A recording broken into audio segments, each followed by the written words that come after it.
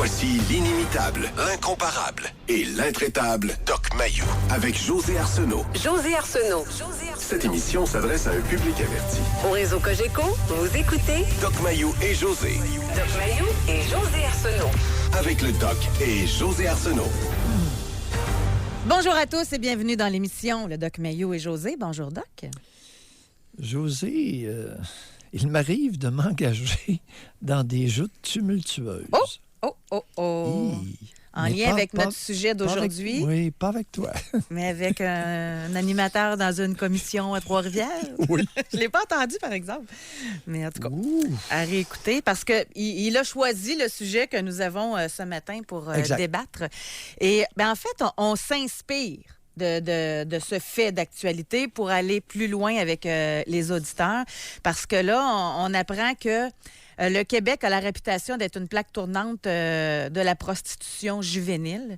Et là, il y a la commission actuellement spéciale sur l'exploitation sexuelle des mineurs qui a débuté, avec en tête Yann Lafrenière, qui dénonce justement le fait que c'est un crime qui est très, très, très payant. On apprend que le proxénète moyen exploiterait de 5 à 6 filles et empocherait jusqu'à 300 000 $ pour chacune d'elles.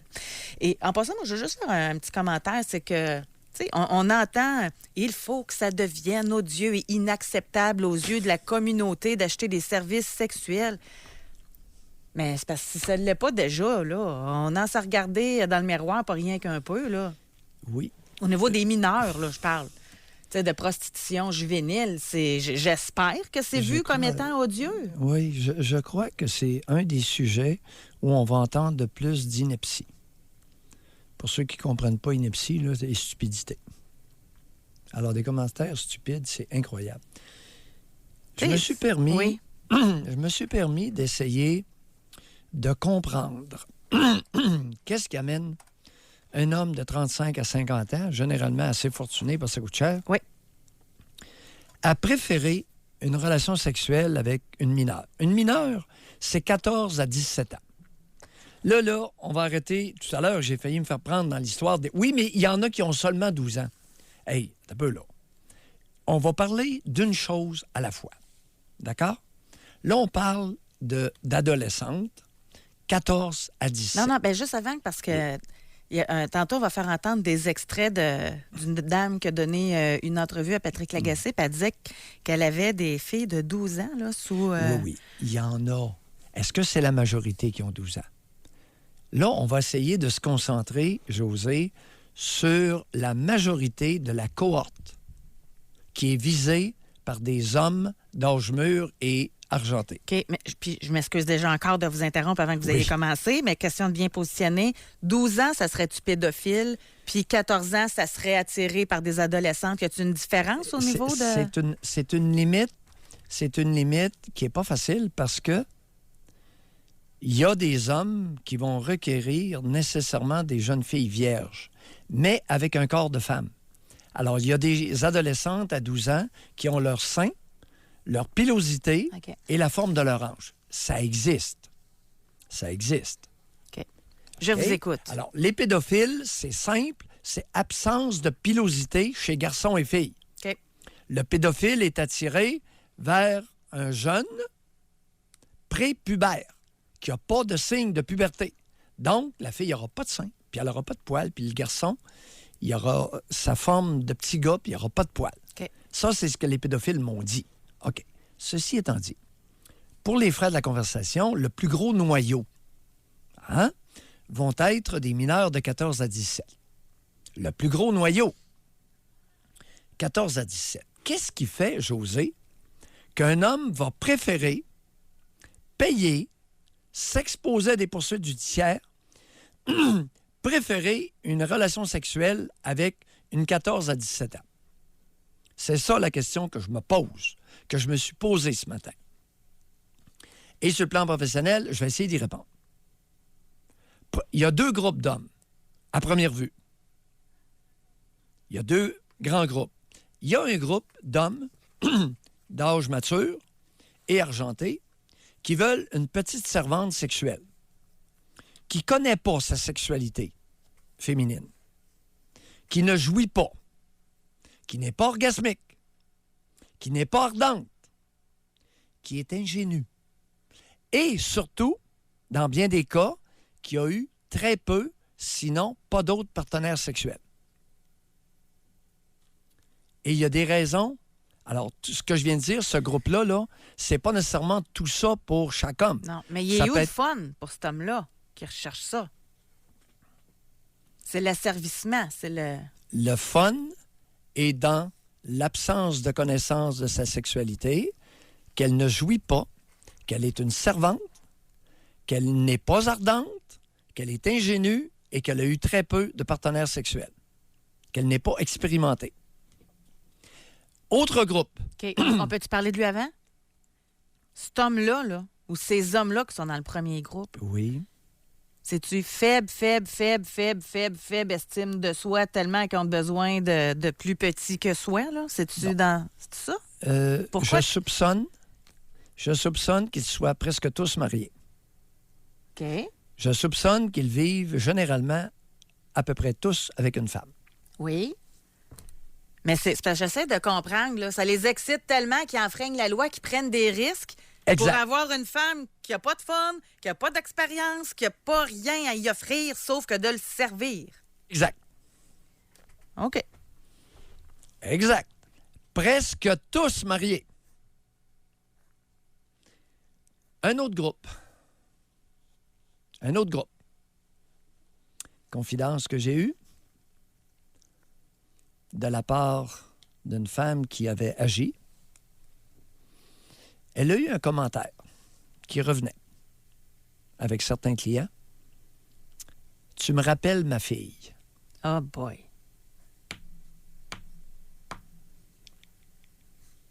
Ai-je besoin d'élaborer davantage, José? J'ai pas de questions. Tu me rappelles ma fille. Des hommes qui ont une mineure à la maison, 14 à 17 ans. José, quand on commence à étudier le phénomène, c'est fou ce qu'on va trouver. Puis, mesdames, je peux vous assurer que le poil pubien va vous défriser.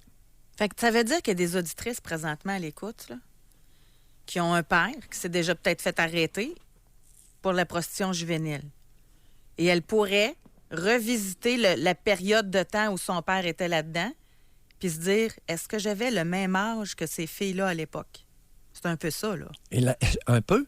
La réponse est clairement oui pour certains cas. S'il y en a qui se reconnaissent, là, puis qui sont en train de capoter dans leur char parce qu'ils viennent de faire des liens, là, vous pouvez juste nous envoyer un petit texto 25226. Ça pourrait être pour confirmer le tout.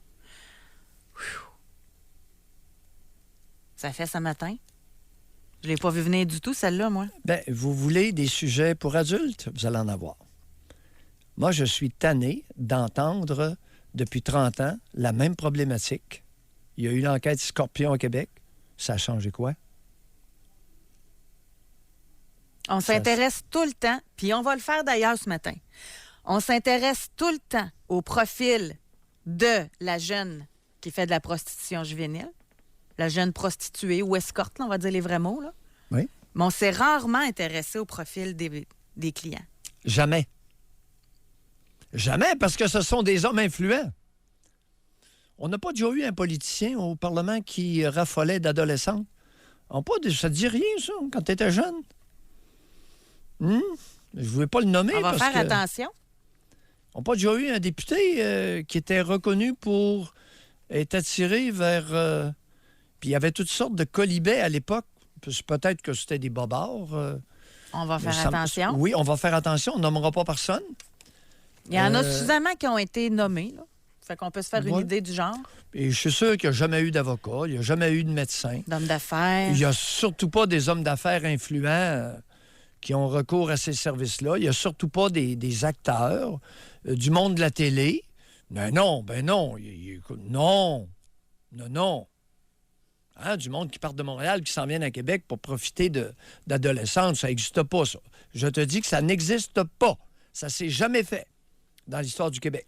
Je ne veux pas aller loin, mais je suis sûr qu'il y a des gens qui font des liens dans leur tête, là. Homme de télé qui abusait une petite fille pendant qu'il y avait une fille de cet âge-là pas mal, là. Et ça fesse. sa fesse. Oui, parce que là, on est dans des monsieur bien. On est dans un groupe d'hommes fortunés qui réussissent bien. Et j'insiste, mesdames, qui sont mariées. Maintenant, Noël s'en vient. Quel est le pourcentage d'hommes au Québec qui profitent des rassemblements familiaux de Noël pour se livrer à des attouchements sur une nièce? Allant de l'accolade prolongée, tentative d'embrasser, flattage de sein, attouchement au sein, aux fesses. Par accident. Et de façon pas trop délicate et pas trop discrète. Puis lorsque confronté, j'avais trop bu, tu sais. J'avais trop bu. Et là, il prend la nièce dans ses bras, puis l'étreinte dure longtemps, j'aime autant te le dire. Puis la nièce, écoute, c'est sûr qu'elle a des beaux seins. Donc, c'est rare que je fais ça. Là. Habituellement, quand on va à la pause, je dis tout de suite, tu sais, mais les gens peuvent quand même réserver leur circuit téléphonique si ça les touche, s'ils allument là, à ce que vous dites. Mais on va faire la pause tout de suite.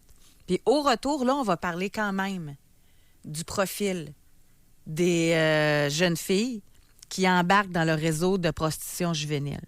Et il y avait une entrevue qui s'est donnée hier à Patrick Lagacé. On a sorti quelques extraits parce qu'il y a des choses choquantes là-dedans. On s'imagine toutes, je vais juste en dire un indice, on s'imagine toutes que les jeunes filles tombent en amour, se font avoir, se font manipuler, etc. Et si on vous disait qu'il y a des jeunes filles qui recherchent ça? On va à la pause. Bon, ce matin, je suis stupéfaite. Sérieusement, c'est rare que ça m'arrive. Là, à force de travailler avec vous, des fois, je vous vois un petit peu venir. Là, je commence à vous connaître. Mais ce matin, là, je ne l'ai pas vu venir du tout, votre analyse concernant... Parce qu'on parle de la prostitution juvénile, là, c'est dans l'actualité ces temps-ci, une commission spéciale sur l'exploitation sexuelle. Et comme on va le faire dans les prochaines minutes, on va entendre une spécialiste parler du profil type des jeunes qui embarquent là-dedans. Mais qui sont les clients? Et vous, entre autres, vous avez expliqué qu'il y avait 2 groupes, là. Alors, entre autres, et plus. Écoute, oui, c'est pas... Mais quand même, il y en a un qui a vraiment surpris tout le monde et qu'on ne l'a pas vu venir. Puis je le vois par texto. Es-tu sérieuse? Oui. C'est parce qu'on a même quelqu'un qui dit « J'ai travaillé sur une enquête concernant le sujet du jour. Je peux vous dire que la plupart, ils ont des ados du même âge. Et puis, la plupart des hommes qui font ça sont influents au niveau de la société. C'est right on the target, là, comme on dit en bon français. Fait que directement sur la cible. Donc, cet enquêteur-là, ou en tout cas, il travaillait sur une enquête. En tout cas, quelqu'un de proche du dossier peut confirmer ce que vous dites. Ce que vous receviez comme commentaire de la part des jeunes filles, c'était qu'elles se faisaient dire par les clients « Tu me rappelles ma fille ». Oui. Source d'excitation. Alors, il faut bien comprendre le mot préférentiel. La demande, les clients des jeunes mineurs de 14 à 17 ans sont tous mariés. Ils ont tous une vie sexuelle active avec leur conjointe ou une autre femme. C'est ça qui est bizarre, hein? Ben, attends un peu. Non, j'y arrive. Il faut comprendre une chose. C'est que ces hommes-là vont être excités beaucoup plus intensément. Érection plus rapide et beaucoup plus forte avec une 14 à 17 ans qu'avec une grande, une plus vieille, une plus expérimentée, une plus jouissive, une plus ardente, une plus connaisseur de son corps et de l'autre. Vous me suivez? C'est une question d'intensité de l'excitation sexuelle masculine. Il n'y a pas de pendant féminin. Mais il y en a plein qui rappellent, là, qu'il y en a qui ont été arrêtés, qui n'étaient pas mariés, puis qui n'avaient pas d'enfants, là. Oui. Bon, Attends un peu. Là, j'ai pas la science infuse. Il nous manque des statistiques. Mais moi, aujourd'hui... Quel est le pourcentage? Oui, c'était pas ça pantoute là, que j'étais supposée de faire avec vous, là, mais c'est trop fort. On ne s'est pas parlé, puis je suis stupéfaite, puis je veux y aller à fond là-dedans. Je sais pas si ça va fonctionner parce que c'est pointu, mon affaire, là. puis c'est délicat. Moi, j'aimerais vraiment qu'il y ait des jeunes filles qui sont devenues adultes, qui ont déjà fait de la prostitution juvénile. Puis il y en a, là. Je suis sûre qu'il y en a qui sont à l'écoute. J'aimerais ça vous parler. Savoir parler des clients, pour une fois, au lieu de parler de vous. On pourra faire ça. C'était quoi le genre de client, là? Ça vous sonne une cloche, qu'est-ce que Doc Mayou dit? Mais j'aimerais ça aussi, parce que moi, j'en reviens pas, comment qu'il y en a qui doivent être en choc. Parce que s'il y a des jeunes filles, il y a des clients. Bon. Puis il y en a qui ont été arrêtés, d'autres qui ont peut-être réussi à s'en sortir, mais que dans la famille, ça s'est jasé pas mal. Fait que si vous êtes une fille d'un client de prostitution juvénile, appelez-nous. Venez-vous d'allumer sur quelque chose? Ça vous fait quoi? Ou encore, si vous êtes la conjointe d'un homme qui est client de prostitution juvénile, en tout cas qu'il l'était, parce que ça l'est encore, ça va être assez gênant d'appeler, là. Mais j'aimerais vraiment ça qu'on aille plus loin ensemble aujourd'hui là-dessus. Mais tout d'abord, je vais quand même faire entendre une entrevue qu'a réalisée Patrick Lagacé avec Nathalie Gélina, qui est responsable du réseau des délinquants au CIUS de Montréal. Elle est intervenante pivot pour le projet Sphère qui aide les jeunes de 12 à 24 ans qui ont été victimes d'exploitation sexuelle. Et tout d'abord, c'est ça qu'on a posé comme question. Le portrait type de la jeune, c'est quoi? La beauté de la chose, c'est que c'est bien difficile de dresser un portrait type, même si on aimerait beaucoup ça. En fait, je dirais que les jeunes filles qui sont exploitées sexuellement proviennent de milieux vraiment diversifiés. Il n'y a pas de... C'est sûr que plus une jeune fille est à risque dans différents secteurs de sa vie, plus elle est une victime et une proie potentielle pour un recruteur. Donc, si une jeune fille, exemple, a des difficultés à l'école, des difficultés à la maison, n'a pas beaucoup d'amis, renfermée sur elle-même, c'est sûr que ça devient une proie très facilement ciblée par un proxénète. Par contre, il y a d'autres jeunes filles qui peuvent paraître quand même aller vivre de façon assez saine, fonctionnent bien à l'école, ont diverses activités, mais qui peuvent aussi, à certains moments dans leur vie, être à risque. Et au niveau de la manipulation, comment ça se passe? Il me semble qu'il y a une grande part de manipulation aussi dans le mécanisme là où des jeunes filles, parce que c'est surtout des jeunes filles qui sont enrôlées dans l'exploitation sexuelle. Comment on enseigne à nos jeunes les pièges de de la manipulation, c'est-à-dire? Ben écoutez, ça fait déjà partie de mon quotidien. Là. Dans un premier temps, c'est vraiment ça que je fais comme travail. Ce que j'expliquais, c'est que même le portrait du recrutement a changé aussi au Québec. Ça, c'est important que les gens l'entendent. Ce qu'on entend souvent par le fameux proxénète qui va s'arranger pour que la jeune fille tombe amoureuse de lui, puis par la suite la manipuler pour arriver à ses fins. On voit ça de moins en moins. Là. Je ne vais pas vous dire que c'est inexistant, c'est pas vrai, ça l'arrive encore. Mais c'est pas ça le portrait type qu'on voit de plus en plus. Ce qu'on voit, c'est vraiment une espèce de portrait de partenariat où le proxénète vend quand même un rêve à la jeune fille, mais en aucun temps elle lui dit « Moi, je suis ton copain, je suis pas ton copain, moi, je vais t'aider, on va partager 50-50, puis toi, tu vas faire beaucoup d'argent, puis moi, je vais faire ça. » Puis de plus en plus, les jeunes filles se sentent comme si à tous les moments, elles ont choisi de le faire. C'est clair qu'il y a de la manipulation quand même derrière tout ça, mais les jeunes filles se sentent pas comme des victimes parce qu'ils ont dit « C'est moi qui ai dit oui. » Et c'est sûr qu'il y a une spirale infernale par la suite. Ouais, ça se peut qu'au début, elle fasse de l'argent, puis tranquillement, pas vite, là, il arrive des embûches, il arrive toutes sortes de choses. Et là, finalement, moi, c'est l'extrait que je trouve le plus percutant. Et s'il y avait des filles qui recherchaient ça? Ça gagne en popularité. C'est comme si... Ça gagne en popularité? Oui, c'est comme si le proxénétisme et le fait de travailler, d'être escorte aujourd'hui, là, je vous parle bien entendu dans les milieux à risque. Là, je peux pas vous dire que c'est populaire dans toutes les écoles, mais moi, mes jeunes filles à risque, c'est quelque chose qui est populaire et c'est vrai que les filles, des fois, ils vont cibler des garçons, elles vont aller le voir, puis elle va dire, moi, j'aimerais ça travailler pour toi. Attendez une minute, là. Il y a des filles qui ne sont pas... Oui. Qui ne sont pas dans la prostitution, dans l'exploitation sexuelle, et qui approchent des gars pour l'être. Oui. Et ça, c'est vraiment une triste réalité. C'est comme dur à croire, Mme Gélina. Ah là, je vous le dis. Puis même du côté des garçons, parce que moi, je fais vraiment les deux côtés, parce que je vous parle de ce qu'il y a à faire comme prévention et intervention auprès des jeunes filles à risque. Et il y a tout un autre travail à faire comme prévention du proxénétisme chez les garçons. Parce que si moi, je suis un garçon, je suis un adolescent à risque et je suis déjà impliquée dans le milieu de la criminalité. Puis moi, je trouve que vendre de la drogue, c'est quand ça commence à être dangereux. Je me fais arrêter, les policiers nous surveillent. Bien, l'opportunité de devenir un proxénète semble moins dangereuse pour les garçons et plus payant. Ça vous surprend-tu, ça, Doc, qu'on en soit rendu là? Non. Non, il y a eu... écoutez, on va quand même amener un petit vent d'optimisme pour répondre à ta question. Les Britanniques, il y a 8-10 ans, ont fait une étude. Puis ont découvert quelque chose.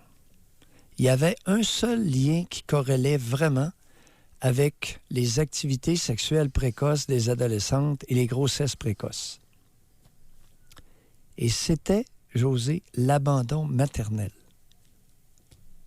Mesdames, un matin qui écoutaient, là, qui avaient des jeunes de 11, 12, 13 ans, là, mettez-vous les yeux vis-à-vis les trous.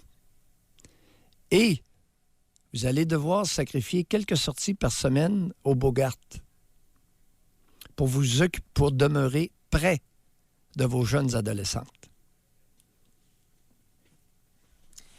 Avant d'aller à la pause, là, on a femme 27 ans qui a écrit par texto.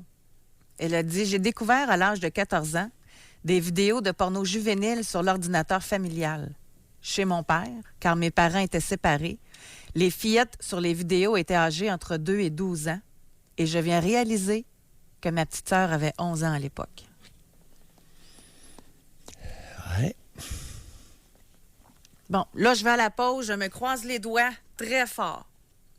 Est-ce que vous êtes la fille d'un homme qui était client dans un réseau de prostitution juvénile ou encore qui regardait de la pornographie juvénile?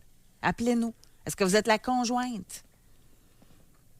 Ou encore, est-ce que vous avez été vous-même escorte ou prostituée juvénile? On a la pause, on l'essaye. Je me croise vraiment les doigts. Ça serait vraiment intéressant d'avancer et d'en apprendre un peu plus sur ce que vous avez vécu.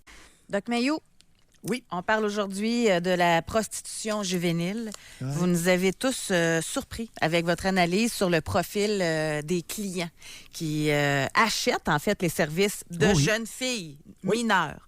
Oui. Et mon souhait, c'est d'avoir au téléphone premièrement, des jeunes filles qui ont été prostituées ou escortes.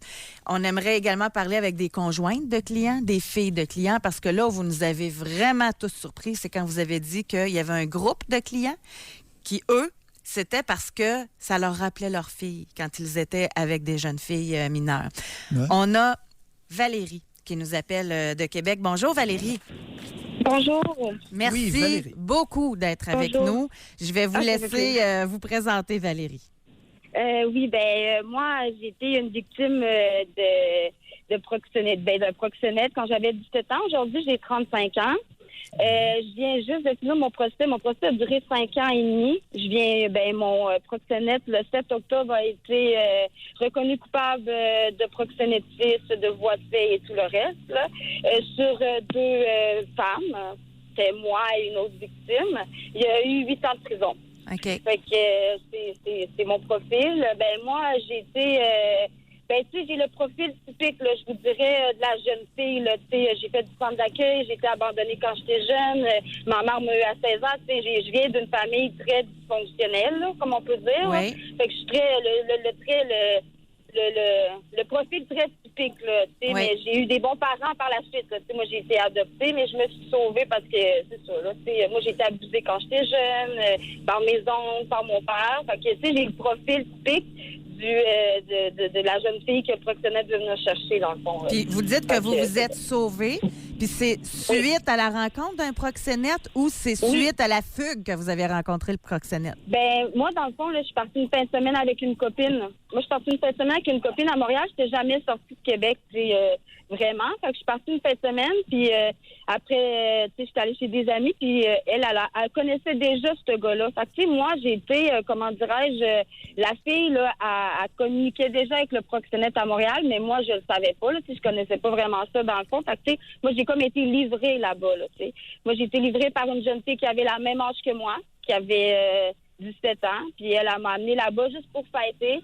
Puis lui, je l'ai rencontré 2 jours après, j'allais m'acheter mes talons, puis je dansais déjà, là, tu sais. OK. Fait que c'est ça. Puis est-ce que, parce que on explique tantôt, là, c'était surprenant, parce qu'on voyait qu'il y avait des jeunes filles qui recherchaient ça. Vous, là, Oui, avez-vous été forcé ou ça vous tentait de vivre cette expérience-là?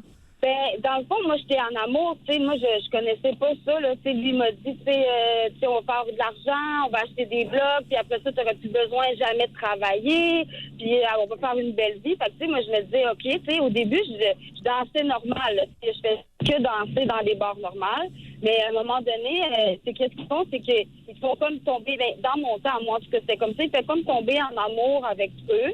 Puis après ça, ils prennent l'emprise sur toi, là, pour que tu fasses plus. Là, non, t'sais. regardez, Si Valérie, tu fais pas plus, allez, ben là, Valérie, Oui. regardez, vous avez 35 ans, là, et Oui. vous vous adressez à des adultes, OK? Oui. Alors là, vous avez une amie qui vous amène à Montréal, Oui. et 2 jours après, vous commencez à danser à Montréal. Oui, exactement. Bon. Et là, vous nous dites que vous étiez en amour. Non, on oublie Oui. ça, il faut être plus sérieux, là. Ben, Alors, mais vous monsieur, n'êtes pas devenu... je vais vous expliquer quelque chose. Là, je vais Oui. vous expliquer. Moi, là, j'ai une carence affective qui est très, très grande. Là. Je la travaille depuis. Mais je vous dirais que moi, là, j'ai pas eu d'amour de mon père. Le seul amour vraiment que j'ai eu, j'ai connu mon père pendant 3 mois. Valérie, Fait que j'ai eu une arrêtez de carence parler, très s'il vous plaît. affective. OK. Aïe, aïe, aïe, vous êtes un moulin à parole. Vous parlez tellement vite que vous ne verrez pas le long de votre autoroute qu'est-ce qu'il y a. Mhm. Alors, on va ralentir le tempo, là, parce que vous allez simplement nous étourdir. Regarde, moi, je vais vous aider. Oui. On fait tout ça. C'est parce Oui. que Valérie, vous avez dit qu'après 2 jours, vous aviez des talons hauts. Tu sais, selon Oui, nous, exactement. c'est fort d'être en amour après 2 jours. Là. C'est impossible. Oui, Alors, mais, tu sais, je veux dire, eux, ils font comme sentir un peu... tu sais, moi, Spécial. oui, un peu plus spécial. Puis, tu sais, moi, j'avais un peu besoin de ça. Je sais que ça peut être très difficile à croire pour la plupart des gens. OK? Je peux, aujourd'hui, je trouve ça super niaiseux, tu sais, quand je regarde ça de loin. Mais moi, quand j'étais là-dedans, moi, je le voyais pas. Non, il n'y a Tu sais, rien, non. aujourd'hui, je peux dire, C'est pas le fort, fait qui est niaiseux, Valérie. C'est le langage que vous adoptez qui témoigne d'une ingénuité, pas d'une niaiserie. Bon. Alors, vous vous adressez à des adultes et il n'y a personne qui va croire que 2 jours après, vous commencez à danser pour un proxénète prétextant que vous êtes en amour avec lui. Non. Non, non. Qu'est-ce qui s'est passé? Qu'est-ce qui s'est passé en dedans de vous? Est-ce que vous vous rappelez de ce qui est arrivé en dedans de vous qui vous a convaincu de 2 jours après de mettre des talons et aller danser? Ben, je vous dirais non. Ben, je vous dirais que moi, c'est comme l'attention que cet homme-là me donnait déjà, là. Tu sais, les bijoux, les trucs comme ça déjà. J'étais allée magasiner, m'acheter plein de vêtements la première journée, puis c'était super, là. Tu sais. Alors, les cadeaux, Oui, vous n'êtes pas mettre ça sur le dos de l'amour quand c'est des cadeaux. Alors, il vous a fait une démonstration de richesse. Et vous étiez c'est probablement pauvre comme Job à 17 ans. Ben oui, exactement. Mais tu sais, l'amour, moi, je connaissais pas ça.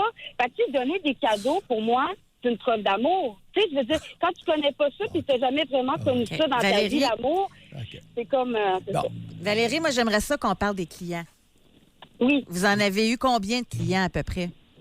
Moi, je vous dirais plus que 1000, je vous dirais. Bon, plus de 1000 clients. Oui. Alors, c'est un échantillon au niveau statistique extrêmement valable. Tout à fait. Quel genre d'homme sollicitait vos services à 17 ans? Ben, toutes sortes. Parce que moi, j'ai fait des bars à gaz, dans le fond. Fait que, tu sais, c'est toutes sortes, des jeunes, des vieux. Il n'y avait pas vraiment de style de client, je vous dirais. Mais il y a beaucoup de clients que moi, j'ai eu. Ça dépend du type de fille que tu es, à direct. C'est les genres de clients que toi, comment je pourrais dire ça? Tu sais, c'est comme une assurance, dans le fond. Parce que chaque fille a son type de client. moi, j'avais des clients super gentils, là, qui avaient des problèmes de sexe avec sa femme, puis qui me contaient ça. Puis souvent, j'avais des clients super gentils, là. OK. Ça dé- de De comment tout tu groupe sais, d'âge. Et dans ce que vous appelez des bars à gaffe, est-ce que vous avez déjà été escorte? Oui, j'ai déjà été aussi. Ça, Est-ce le que c'est... profil de client, c'est-tu le même? C'est-tu... Ben, je vous dirais plus luxueuse, celle qui... plus des avocats, plus monsieur cravate, je vous dirais, qui prennent des escortes dans les hôtels. Moi, j'étais dans les grands hôtels, mais pas longtemps, là, quelques semaines. Puis c'est plus des clients comme ça, je vous dirais. OK. Qui viennent Vous, dans les attendez un hôtels, peu. puis les escortent, là. Vous avez agi comme escorte à haut tarif pendant un certain temps, dites-vous? Oui, exactement. Et c'était avocat, des monsieur cravates, hommes d'affaires. Oui, exactement. Ça Oui. coûtait combien faire affaire avec vous? Ben, ça dépendait, là. Tu sais, mettons, on prenait 500 pièces de l'heure, mais on faisait tout, puis on était deux, nous. Nous, on était deux. Moi, je faisais toujours ça à deux avec une autre fille, qui était une fille qui travaillait pour un gars qui était avec mon proxénète, dans le fond, parce que Oui. ça, c'est comme une secte, hein, vous savez, hein. Ils vous mettent comme en cocon, là. Vous avez plus d'amis, vous avez que les amis qui vous présentent.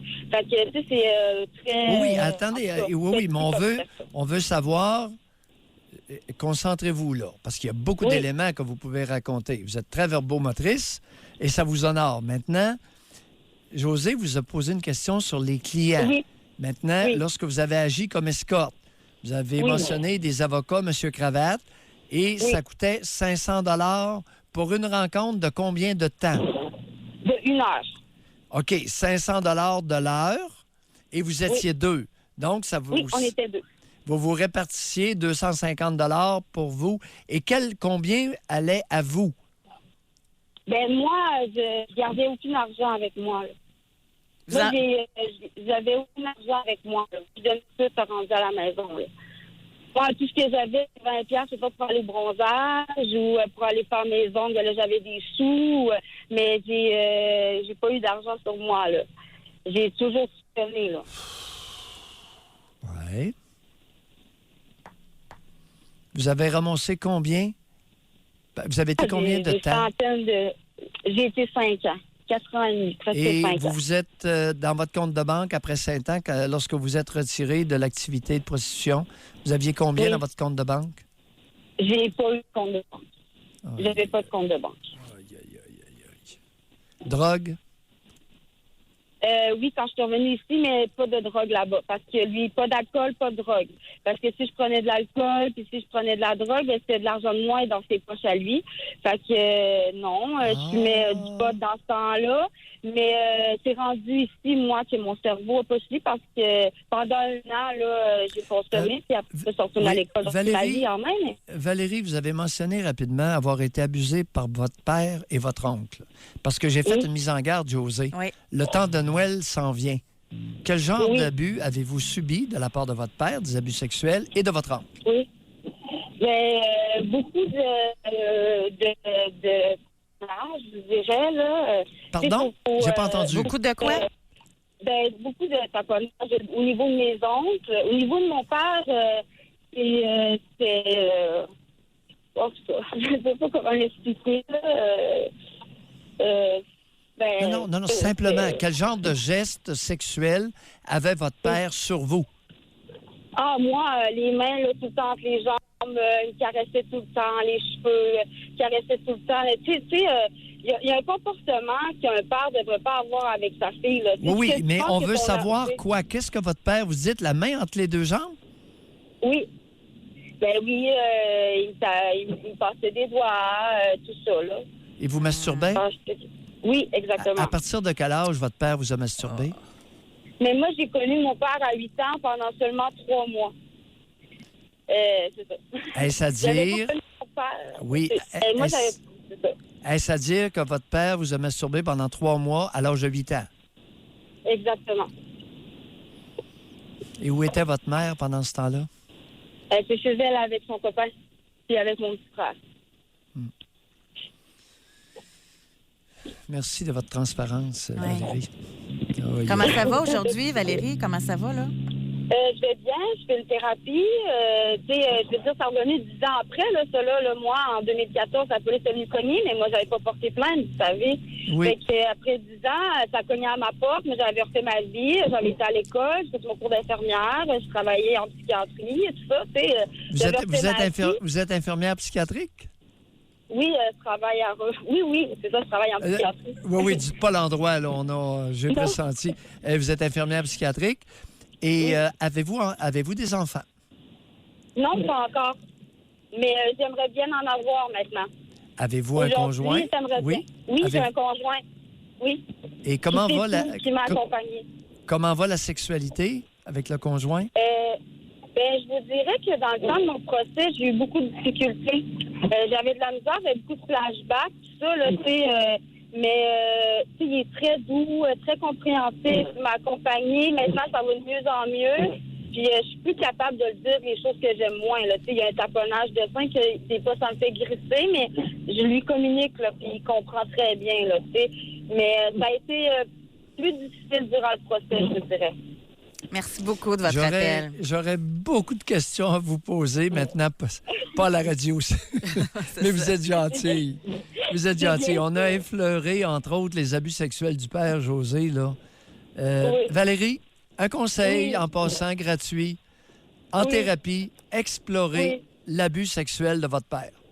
Ah, je suis là-dedans pas mal, je dirais. En profondeur, Valérie. OK? Oui. Bye. Merci beaucoup. Merci. Bye. Merci. 3 mois, il a laissé des traces, le bonhomme. Avant d'aller à la pause, on a reçu par texto. J'ai fait de la prostitution de 17 à 20 ans. J'avais une apparence très jeune. Le 3/4 des clients me pensaient mineurs. Beaucoup me parlaient de leur fille ou de leur femme. Mais la clientèle était tout de même variée. Lorsque j'étais jeune, mon père allait aux danseuses et m'a déjà apporté dans des clubs lorsque j'avais 7 ans. Aujourd'hui, j'ai 33 ans. Je n'ai plus aucun lien avec ce genre de milieu. On va à la pause. Beaucoup me parlaient de leur fille. Je me recroise les doigts encore. Merci beaucoup à Valérie qui nous a téléphoné. Avez-vous fait, vous aussi, de la prostitution juvénile? On veut vous parler. Est-ce que votre père a déjà été, que ce soit regarder, tu sais, être pris là, à regarder de la vidéo de pornographie juvénile ou encore avoir acheté les services de jeunes filles? Avez-vous le même âge que les jeunes filles dont il achetait les services? Ou encore, si vous êtes une conjointe, appelez-nous. Jusqu'à 11h, vous écoutez Doc Mayou et José Arsenault. Avec le Doc et José Arsenault. Ça frappe ce matin, je trouve. C'est incroyable. On va continuer, là. Parce qu'il y a avec la technologie moderne, il y a des nouvelles vagues. Les pères qui visionnent des vidéos d'adolescentes en sous-vêtements ou à moitié nues, fort décolletées, avec une adolescente dans la maison. Ça pullule. C'est vraiment une vague, une déferlante au Québec, là. Alors, il y a des nouveaux moyens et il y a de l'accessibilité. Les gens sont très stupéfaits aussi. Puis, ce qui est... Oui. Je pense que ce qui est confrontant, c'est de voir qu'il y en a... Il y a plusieurs qui le disent, il y en a donc bien des déviances. Il y en a donc... Tu sais, du monde normal, il en reste plus beaucoup, là, quand tu penses à ça. Déviance sexuelle masculine. Et j'ai toujours dit que les déviances sexuelles n'avaient rien à voir avec quoi que ce soit d'autre chez les hommes. Ça peut être des messieurs à cravate, des messieurs bien, vous l'avez entendu, là. Ça peut être des messieurs bien, des avocats, n'importe quoi. Puis comme elle a dit si bien, Valérie, des messieurs à cravate. J'ai aimé l'expression. Des messieurs à cravate. Des messieurs qui veulent passer pour du bon monde. Une belle chemise blanche avec une cravate, puis un beau veston, tout le kit. Ils vont aux adolescents, ils utilisent les services de mineurs. C'est quoi l'attrait? Mettons qu'on revient là, sur l'extrait qu'on a entendu où il y a des femmes qui approchent des hommes pour offrir leur service d'escorte. Oui. De prostituée. Escorte, en fait, c'est juste le beau mot, chic, là. Ça coûte plus cher, mettons? Oui, exact. C'est exact. ça la différence? Il y a le bar à gaffe, il y a la rue, le bar à gaffe, puis ensuite les escortes dans les hôtels chics. Bon, mais c'est pour ces femmes-là, l'attrait, là, c'est-tu l'argent? C'est un besoin d'aller chercher de l'attention pour elles, là, je parle d'une valorisation qu'elles n'ont pas eue quand elles étaient enfants? Il y a plusieurs dimensions. On ne sait pas trop. Mais d'ailleurs, s'il y en a à l'écoute, là, oui. c'est sûr qu'il y en a, là. C'est sûr, on est diffusé au Québec, là, dans la province. Changez votre nom, changez votre ville, on s'en fout. On veut savoir c'était quoi l'attrait pour vous. En toute humilité, là. Pas de jugement, là. C'était-tu l'argent? Puis dans le cas de Valérie, elle n'a même pas fait de l'argent. Elle chargeait 250... Bien, elle chargeait son pimp. Chargeait 250 $. Puis il était 2. Fait que le client, ça lui coûtait 500. Puis elle avait rien. Si je te disais 4 mots. Si je te disais affection, recherche d'affection. Si je te disais argent, si je te disais vengeance, puis si je te disais autodestruction. OK. Moi, il y a c'est le 3e que je veux aller plus loin. Celle-là, j'aimerais avoir plus d'explications. Vengeance de qui? Vengeance pour les mauvais traitements. Mais c'est une vengeance qui se retourne contre la personne. Ouais. On m'a raconté que dans le fait d'être une servante sexuelle, il pouvait y avoir un élément de domination quasi jouissif. C'est vraiment, c'est weirdo comme mécanisme. Où elle a l'impression, le gars pense avoir une servante sexuelle et elle le fait se traîner à ses pieds. C'est que ça lui donne Dans un bien pouvoir. des cas, un pouvoir quasi jouissif. Parce qu'à partir de son corps, avec la réaction, le gars est tellement excité qu'il devient dingue. Puis elle peut lui demander de faire des choses aussi. Fait que c'est un pouvoir qu'elle n'a pas ailleurs, puis que là, elle a. Qu'elle n'a pas momentanément, mais c'est un pouvoir autodestructif. Alors, il peut y avoir des éléments de vengeance. Dans le cas de Valérie, l'abandon maternel est là. La négligence maternelle, l'abus sexuel du père. Il le masturbait à partir de 8 ans. Et l'autodestruction rapportait 250 $ à son PIM pendant 5 ans. Puis elle n'avait pas de maudite scène.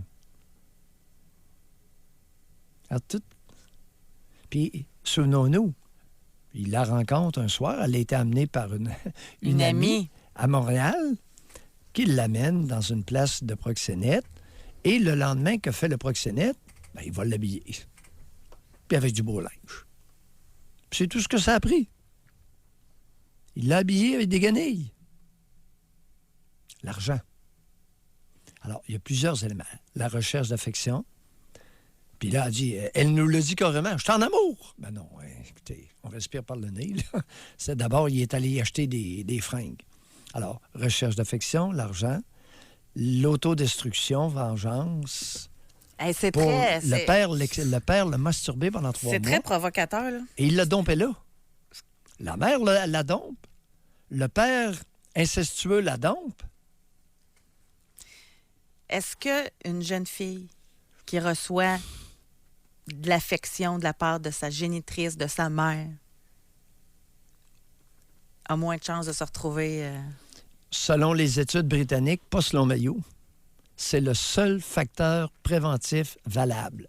Fait que donc, quand vous voyez une Valérie, là, tout de suite dans votre tête, ça commence par « la mère n'a pas donné d'affection ». Ah, quasi. Ça se peut pas, là. Fait que les mères, là, qui disaient, là, on a tout fait pour elle, on sait pas comment ça qu'elle est tombée d'un filet, d'un pin comme ça, on s'en est occupé. Vous croyez pas ça, pas une minute.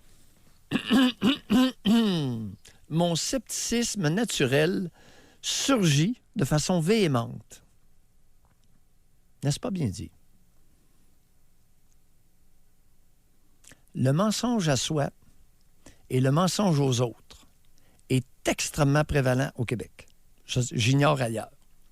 L'hypocrisie féminine est tellement répandue au Québec qu'il faille s'en méfier au quotidien. Et ça, on a un message assez perturbant avant d'aller à la pause. Là. Oui. Homme 38. Ouais. Je pèse environ 6 millions. Lors d'une conférence, je me suis fait offrir le service d'une escorte qui devait avoir maximum 13 ans, soit l'âge actuel de ma fille. Et je crois l'avoir vue partir avec au moins 5 de mes collègues durant la nuit. « Juste 1 000 si tu veux pouvoir être mon père », disait-elle. Merci, monsieur. 1 000 $ pour 1 heure pour jouer le rôle de sa fille. Arc! 13 ans. Arc, mais 13 ans. tu me rappelles ma fille. Et... Et je dis en début d'émission. Un peu gênant, hein? Continuez de nous écrire, continuez Ouais. de nous appeler. 5 collègues. Oui, c'est 5, ça, 5. Pas 1, 5. 5. Puis à 13 ans, elle n'avait pas de l'air de 18 sur le bord de 17-18, là. 5 collègues fortunés. Ben, c'est le moins qu'on puisse dire, là. Chers auditeurs, dites-nous donc, vous aviez combien de collègues? C'est 5 sur combien? Vous Ben, êtes dans pas une allés? conférence, là. Ouais. Oui, mais de collègues, là, de collègues proches que vous avez pu Puis à observer. votre connaissance, y avait-tu des filles de cet âge-là? Mettons qu'on continue dans les questions. Là, un homme de 38 ans, José, si les collègues avaient 38, 40, 42. On va à la pause. En fait, notre auditeur qui nous a texté tantôt pour dire qu'il était dans une conférence puis qu'il avait vu 5 de ses collègues partir avec une mineure de 13 ans, Oui. il y a beaucoup de réactions. Pourquoi cet homme-là ne les a pas dénoncés? C'est une bonne question. C'est une bonne question. Comme citoyen, là, tu vois une mineure de 13 ans, là. Tu les vois partir en plus, là. C'est quoi appeler le 911? Allez donc voir dans cette chambre-là ce qui se passe. Ça se fait, ça? Ça pourrait. Maintenant, il va falloir qu'il y ait le témoigner en cours. Pas besoin. Si les policiers arrivent, tu le fais.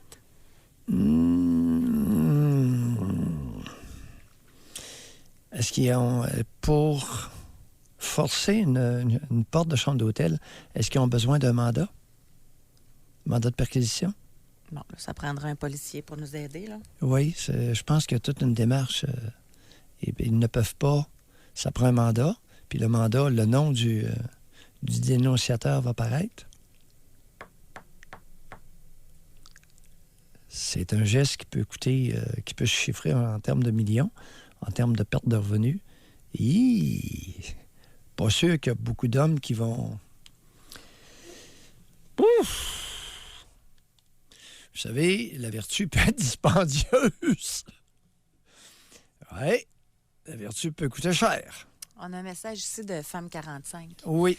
J'ai une fillette de 5 ans. Je suis inquiète. Je n'ai plus confiance en personne ou confiance aux hommes. Dans ma jeunesse, un homme en qui j'avais confiance, qui n'était pas mon père, j'ai compris plus tard que la façon dont il me flattait les fesses, les cuisses n'était pas normale entre 7 et 14. Il m'a dit 3 ans plus tard que j'avais bien fait de ne plus aller les voir, lui et sa femme, parce que j'étais de plus en plus à son goût. Mon grand-père, un soir en boissant son chalet, était couché sur le divan et m'a flatté la cuisse comme il ne l'avait jamais fait. Je me suis sentie très mal et je suis partie. J'avais environ 7-8 ans. Mon père affectionnait mes amis un peu trop à mon goût, avec un regard sexe. J'avais 13-14 ans et une mère zéro maternante. Non. Ah! Zéro maternante ou zéro présente? En plus? Parce que une mère peut être peu affectueuse, mais se tenir près de sa fille. Une mère peut être très affectueuse et se sauver régulièrement au Bogart. Je dis le Bogart. Ça n'existe plus, là. Il y a plein de messages là-dessus. Oui, Bar, mais... là, Ben, ou bingo, tant vous mieux. disiez, tu veux l'exemple Non. du bingo? Là. Non, tant mieux. Tant mieux que le Bogart n'existe plus. Je vais garder cette image-là. Tu comprends? OK, ouais. Je vais garder l'image. Le commerce n'existe plus. Alors, je fais pas de la pub pour le Bogart, mais le Bogart à Québec, là, c'est un symbole. Est-ce qu'on est d'accord là-dessus?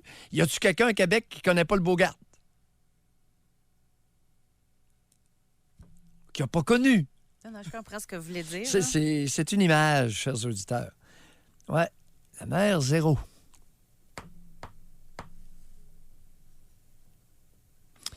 Ouais. Est-ce que les hommes... Là, je vais loin encore, là, mais ces hommes-là, est-ce qu'ils choisissent une femme non maternantes en conséquence? Ça leur laisse-tu Non. plus la voie libre? Non, ils ne choisissent pas une femme non maternante. Il y en a tellement que tu n'as même pas besoin de les choisir. Ouais, c'est plus rough que moi encore, là, comme... Je plate un peu, hein? Non, les femmes maternantes, c'est une minorité au Québec. Fait que pour les mères Les femmes- inquiètes, là, Oui. soyez affectueuses avec votre fille présente, puis vous allez enlever beaucoup de possibilités. Oui, puis ne craignez pas de la peigner sans lui arracher les cheveux. Ce serait-tu possible de demander ça aux mères de fillettes, là? Pourriez-vous prendre le temps de les peigner et développer une technique sans leur arracher les cheveux et leur faire mal, s'il vous plaît? C'est-tu trop demandé, ça? Ben, si... On va commencer en quelque part dans l'éducation populaire. Vous peignez votre fillette tranquillement, c'est un geste d'affection. Peignez sa fille. Pas le père, la mère. Hein? C'est un moment. C'est un moment d'affection. Et trouvez une technique pour ne pas lui faire mal, s'il vous plaît. Femme 28. Quand j'étais adolescente, je recevais des commentaires déplacés, des messages de la part des pères de mes amis de filles perturbants. Ouais. Quoi faire avec tout ça quand on était tous des hommes de famille? Combien de fois j'ai coupé des amitiés à cause des cochons comme ça? Qu'on était tous des bonnes familles, sûrement que la personne voulait dire. Là. OK. Elle avait quel âge, là, les pères? Adolescente. Eh oui. Aïe, aïe, aïe, aïe, aïe, aïe. C'est un fléau. C'est un fléau. Bon, moi, on va aller... Et c'est un fléau qu'on dénonce qui n'a jamais été dénoncé. Hein? On n'a jamais traité de ça, ni à notre émission, ni à d'autres émissions. Les pères de mes petites amies, là, et les commentaires dans toutes les classes sociales peuvent être extrêmement disgracieux. Dépendamment de l'instruction des gars, ça peut être plus ou moins relevé. Ça peut être extrêmement vulgaire. Tantôt, on a eu beaucoup de commentaires par rapport à l'homme qui n'a pas dénoncé la situation quand il a vu 5 de ses collègues partir avec une jeune mineure. Ici, on a homme 46. Il dit « J'ai perdu ma job après avoir dénoncé un pédophile. » Oui. Il manque quelques phrases, là. J'aimerais en savoir plus. Oui. Dans quel contexte? Vous avez dénoncé le boss? Vous avez dénoncé qui? Pourquoi avoir perdu votre job? C'est un type influent. C'est souvent des monsieur bien qui réussissent. Client? Oui, qui réussissent très bien. Ça peut être un client, ça peut être un collègue, et ça peut être un collègue qui avait des liens importants avec un supérieur. C'est souvent les déviations sexuelles masculines surviennent chez n'importe lequel type d'homme. Professionnel, homme d'affaires, manœuvre, père sur l'aide sociale, toutes les classes sociales d'hommes ou des hommes de toutes les classes sociales sont touchés par des déviations sexuelles. Doc, on a des nouvelles d'un Oui. policier de Québec. Merci beaucoup. Il arrive quoi à l'homme qui dénonce? L'homme sera contraint de témoigner, car déclaration écrite obligatoire. Son nom sera divulgué. Et oui, ça prend un mandat, car chambre d'hôtel est considérée comme un lieu d'habitation.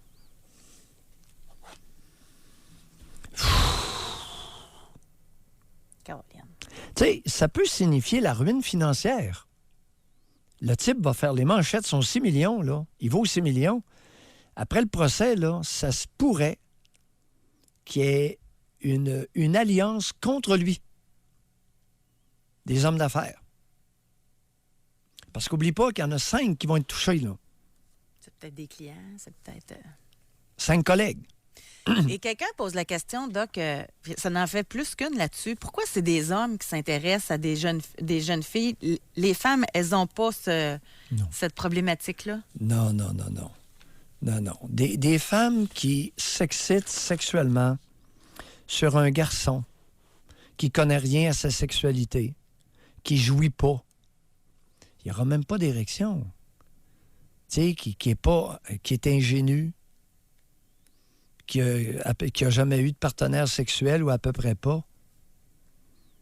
Écoutez, elle va faire quoi, la femme, avec cet agrès-là? Ah oui, mais l'homme, il fait quoi avec une jeune fille comme ça? Il s'excite de façon inhabituelle. Et là, il y a des éléments fantasmatiques qui vont embarquer. Tu me rappelles ma fille? Ah oui, c'est ça. Oh! Ça va être excitant, là! T'as pas de pendant féminin, tu sais. Une femme qui va recourir à des services sexuels d'un garçon de 15 ans, parce qu'elle a un garçon de 15 ans à la maison, là, court pas les rues, ça, là. OK. On va à la pause. On a quelqu'un qui dit « J'encourage les travailleurs de réception d'hôtels à s'informer de certains programmes au niveau des services policiers. » Faudrait qu'il y ait de quoi anonyme, là. Tu sais, pour dénoncer des situations comme ça. Je peux pas croire qu'ils n'ont pas déjà pensé à ça, là. Prochain congrès, l'hôtel où il y a une dénonciation. Est-ce que l'entreprise ou les entreprises vont recourir aux salles de cet hôtel-là? L'argent. Follow the money, Jesus, disent les Anglais. Et je l'ai souvent entendu, celle-là. Puis ils disaient ça, follow the money, Jesus. Tu sais, suivez l'argent. Suivez le fil de l'argent, ça va vous permettre, de comprendre beaucoup de comportements humains. Follow the money. Suivez l'argent. On va à la pause. Avez-vous déjà été escorte juvénile? On aimerait vous parler. On a une question pour vous, Doc. Oui. Mathieu veut savoir, parce que tantôt, vous avez fait le profil des clients de la prostitution juvénile. Oui. Et entre autres, vous avez dit que dans un premier groupe, que la plupart étaient mariés. Je soupçonne, oui. Bon, alors il veut savoir pourquoi les hommes mariés particulièrement, quels critères qui les distinguent des hommes célibataires pour que ceux-ci soient plus prompts à avoir recours à des mineurs. Je trouve la question est bonne. Ils sont mariés parce que ce sont des messieurs bien. Fonctionnent très bien. Bon niveau de fonctionnement social. Avec amis, belle carrière, tout le kit. Alors, ce sont des individus qui trouvent preneurs sur le marché du mariage. Mais plus excités par des adolescentes que par des femmes adultes. Qui se connaissent C'est quasiment bien. une double vie, dans le fond. Hein. C'est une vie en apparence. Puis... Érection plus vite et plus ferme. Niveau d'excitation intérieure, fébrilité intérieure plus élevé. Cher Mathieu, c'est ça la réalité. Et c'est un phénomène masculin. On n'a pas ça chez les femmes. J'attends encore le premier cas de femme qui dit « Moi, je suis davantage excité sexuellement par un jeune de 15 ans que par un homme qui est mature et qui respecte, s'intéresse à mon niveau d'excitation sexuelle. » J'attends encore le premier cas. Je vous dis pas que ça n'existe pas, mais... On a eu des nouvelles de l'homme qui a perdu Oui. sa job après avoir dénoncé un pédophile. Oui. Il dit « Je travaillais pour une grosse compagnie. En 2000, la vitesse de téléchargement, moi je suis pas bonne là-dedans, était de 100 MB. J'ai reçu un courriel que j'ai ouvert. La vitesse était trop lente. Après 10 secondes, j'ai remarqué qu'elle était mineure. Je l'ai envoyé, mon ordi, à la GRC.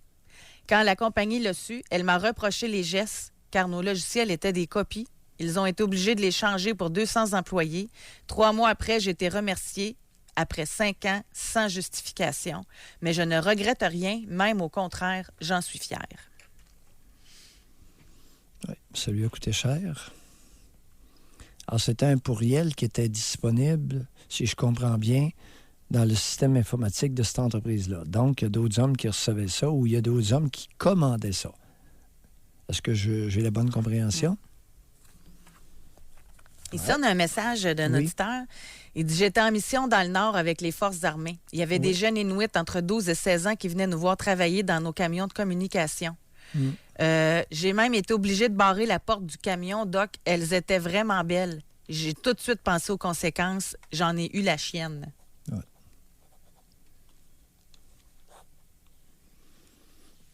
Est-ce qu'il est possible que parmi elles, il y en avait qui recherchaient des gratifications quelconques en offrant leur sexualité, en offrant leur attrait? C'est pour ça que Nathalie, comment tu l'as appelée? Valérie, tantôt? Non, Nathalie, la chercheuse Oui, de Nathalie Montréal. Gélina. Nathalie Gélina a mentionné qu'il y a des jeunes femmes, et là, on commence à parler.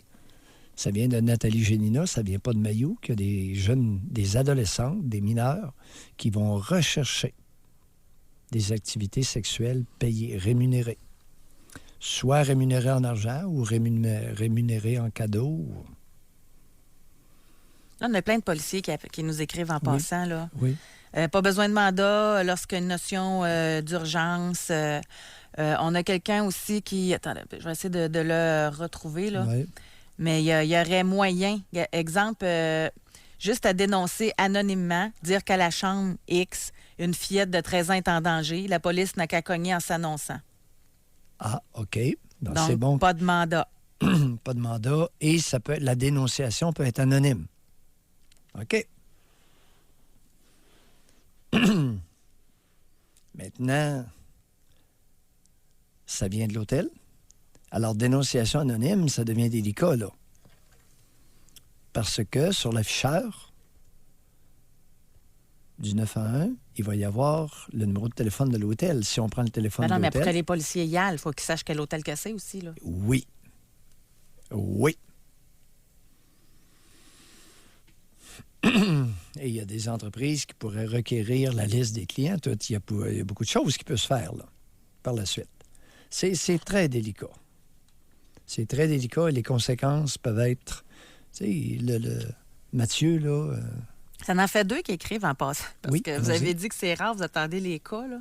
Mais il y aurait eu une professeure dans une école secondaire de l'Estrie qui aurait eu des relations sexuelles avec mineurs.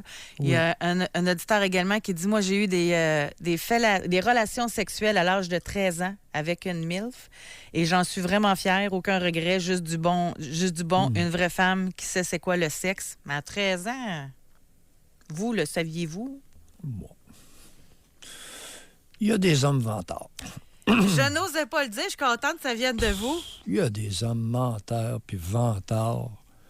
Et les cas que j'ai eu à évaluer, j'en ai eu 2 cas. C'était une déficiente intellectuelle puis une femme qui était psychotique, qui ont eu des comportements sexuels déviants.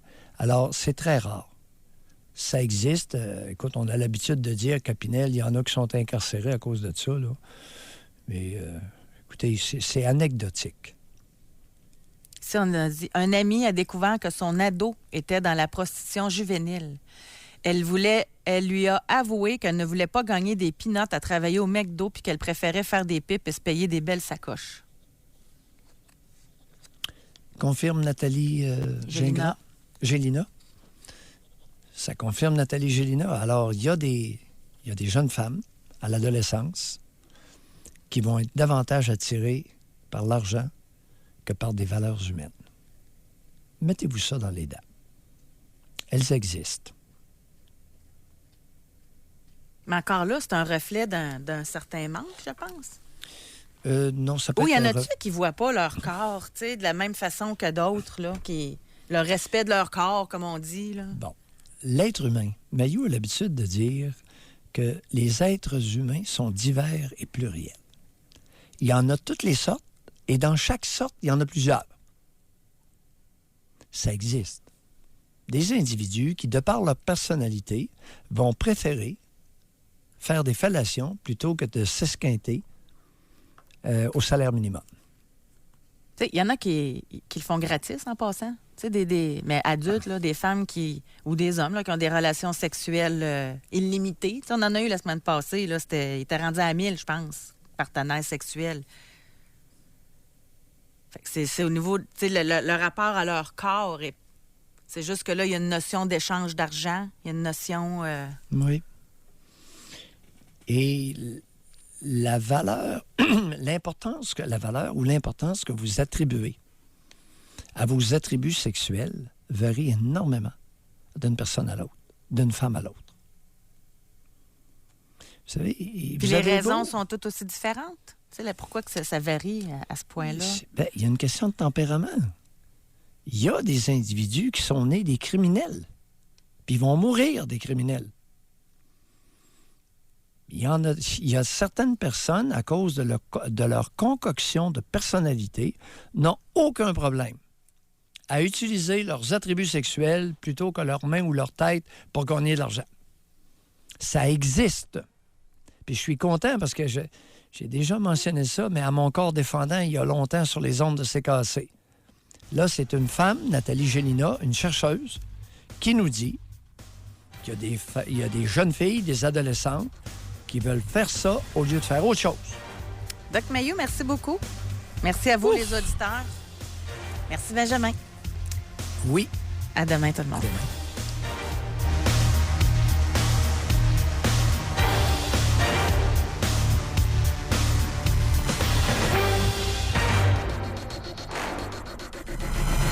Soyez là demain, 9h30, pour une autre édition du Doc Mayou et José. Avec Doc Mayou et José Arsenault.